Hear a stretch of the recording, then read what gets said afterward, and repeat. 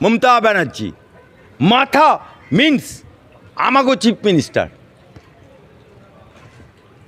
এই মমতা ব্যানার্জির রাজনীতির জন্ম হয়েছে নটঙ্কি করে। আপনাকে একটা উদাহরণ দিচ্ছি, একটা মমতার নটঙ্কি। উনি যুব কংগ্রেসের নেত্রী। তখন কংগ্রেসের টিকিট দেওয়া হচ্ছে দিল্লি থেকে। উনি ভট করে কালো শাল এরকম ঠিক এরকম গোটাচ্ছে, দিয়ে বলছে যদি বহরমপুরে অদিত চৌধুরীকে টিকিট দেওয়া হয় আর নদিয়াতে শঙ্কর ঘোষকে টিকিট দেওয়া হয়, এই আমি গলায় শাল জড়িয়ে আত্মহত্যা করব। অথচ সেই বহরমপুরের বুকে অদিত চৌধুরীও টিকিট পেল কংগ্রেসের, শঙ্কর ঘোষও পেল টিকিট নদিয়ায়। উনার নটঙ্কি ধাস নটঙ্কি শুরু হলো।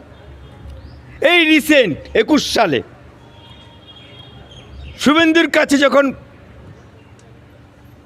হারে, উনার চোট লেগেছে বাঁ পায়ে, ব্যান্ডেজ করলো ডান পায়ে, বসলো হুইল চেয়ারে, ইলেকশন হেরে গেল। যখন ভবানীপুরে দাঁড়ালো, ব্যান্ডেজ উদাও, হুইল চেয়ার উদাও। আর একটা উদাহরণ দিচ্ছি, বিদেশে শিল্প আনতে যাচ্ছে, বিমানবন্দরে দেখিয়ে দিয়ে গেল, ওখানে গিয়ে শিল্পপতি পেল না বিদেশে, সঙ্গে কেজে যায় ভাগ্নে মদন, সঙ্গে গেল চোরটা, যে নাকি মমতাকে বলেছিল চোর চোর চোর, যে নাকি বলেছিল 7,500 টাকা সব কালীঘাটে আছে, যে 3.5 বছরের জেল কাটা আসামি, সঙ্গে যে যায় জেল কাটা আসামি, সে আবার ছবি তুলছে, আবার মমতা ব্যানার্জি পেছনে হাঁটছে, ব্যায়াম করছে, পেছনে হাঁটছে, ছবি তুলে পাঠাচ্ছে। সেখানে গিয়ে শিল্পপতি পেল না। লাস্টে দক্ষিণ কলকাতায় বাড়ি, সৌরভ গাঙ্গুলিকে ক্রিকেটার হিসেবে আমি নমস্য ব্যক্তি, আমি প্রণাম জানাচ্ছি সৌরভ গাঙ্গুলি। কিন্তু যখন ওখানে শিল্পপতি না পেয়ে ওকে ডান পাশে বসিয়ে বিদেশের মাটিতে মেদিনীপুরে শিল্প করবে, নটঙ্কি, দক্ষিণ কলকাতায় বাড়ি, পশ্চিমবাংলায় বাড়ি, তাকে বিদেশে নিয়ে গিয়ে ঘোষণা করতে হবে। যার একটা চায়ের দোকান করার ক্ষমতা নেই তাকে বলে দিল শিল্পপতি হবে, নটঙ্কি। যখন মুসলমানরা ওয়াকাফ আন্দোলন করতে গেল, গদ মুসলমান জেলা বহরমপুরে দাঁড়িয়ে বলল, मैं हूं मुसलमान का मसीहा, मैं मुसलमान का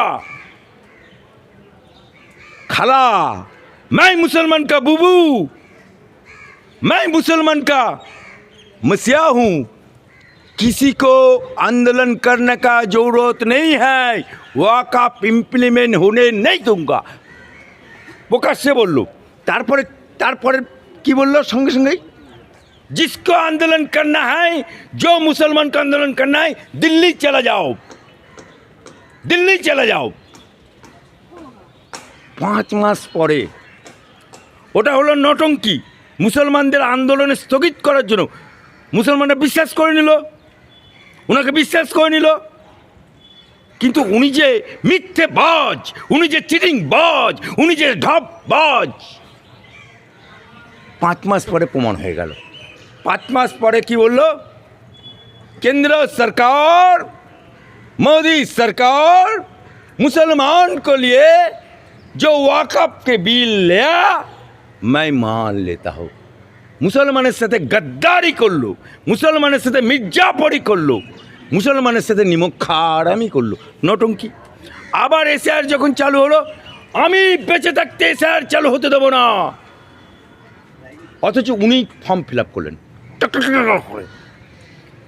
উনি নটঙ্কি করে আজকে বাংলার মানুষকে যে এসআরের যে দুর্দশায় পরিণত হয়েছে, এর জন্য দায়ী এই মমতা খালা, এর জন্য দায়ী এই মুখ্যমন্ত্রী, এর জন্য দায়ী এই অভিষেকের পিসি।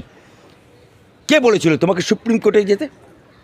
রাজ্য সরকারের টাকা নিয়ে কোটি কোটি টাকা খরচ করে দিয়ে বলছে মেলট 5 मिनट्स रे ममता खाला ममता आपा वकील अबर बहुत शौक ना, आजा मेरा हाई कोर्ट में, मैं पिटिशनर हूँ, मैं तेरे को ऊपर मामला किया है।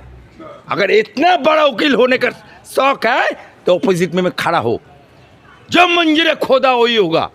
कितना तेरा दम है मैं देख लूँगा तेरे को। আজকে এসআর পুরো দমে চললো, ইলেকশন ডিক্লেয়ার হয়ে গেল। কেন ইলেকশনে প্রার্থী ঘোষণা করলি না? কেন ইলেকশনে প্রার্থী ঘোষণা করলি? বন্ধ কর। কেন তোর প্রার্থীরা নমিনেশন? আবার বলছি কি আমি ডিটেনশন ক্যাম্প হতে দেবো না, আবার ঢাপলাবাজ, আবার নটঙ্কি। অলরেডি নিউ টাউনের ডিটেনশন ক্যাম্প হচ্ছে। তাই এই ঢপের কীর্তন, এই নটঙ্কির কীর্তন, তার চেলা চামুন্ডা যেমন বাঁশ তেমন তার কঞ্চি। আপনি বলুন, যখন ইডি সিবিআই প্রয়াত সুব্রত মুখার্জিকে ধরেছিল স্যাট করে, মানে পিজি হসপিটালে ভর্তি হতে গেলে দিনের পর দিন লাইন লাগাতে হয় সাধারণ মানুষকে, আর ওরা যেই ইডি সিবিআই ধাবা দেয় অমনি হসপিটালে পেটে ব্যথা, শ্বাসকষ্ট, ভর্তি হয়ে যায়। আবার শোভনদেব চট্টোপাধ্যায় জলসাবান পিজি হসপিটালে ভর্তি হয়ে গেল। ওদের কাকু যার চার্জশিটে অভিষেকের নাম চলে এসছে, সে তো বলে গলা কথা বলতে পারছে না, লাস্টে জোকাতে গিয়ে হলো নটঙ্কি। এখন সেই সেম পলিসি সুজিত বোস। আরে প্রার্থী দৌড়াচ্ছে আর ইডি সিবিআই গেতি উনি হসপিটালে ভর্তি। ये नौटंकी कितना दिन चलेगा ममता बाबू, कितना दिन चलेगा ममता खाला, और कितना दिन चलेगा सुजीत बोस? तेरा नाम पर ईडी समन पटाया।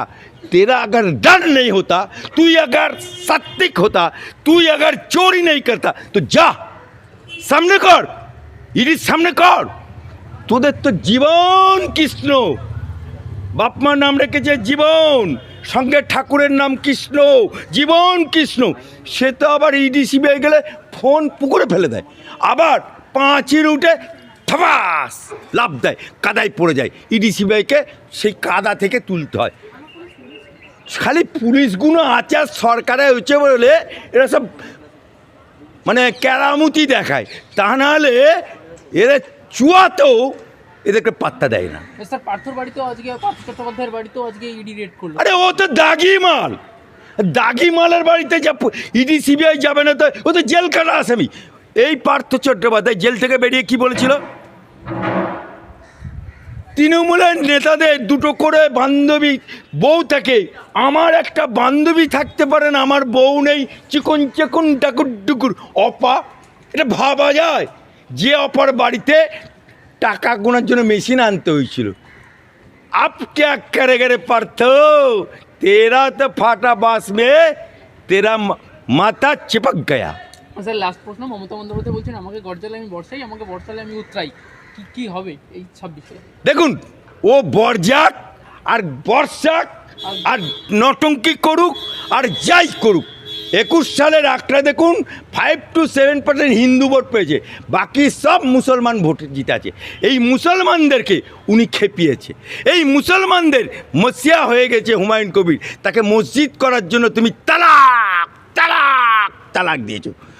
আবার এই মুসলমানদের ওয়াকফ আন্দোলন স্থগিত করে দিয়ে মুসলমানদের সাথে গাদ্দারি করেছে, নিমক-খারামি করেছে। এই মুসলমানদের খেপিয়ে তুমি এসটি, এসসি, ওবিসি বাতিল করেছো।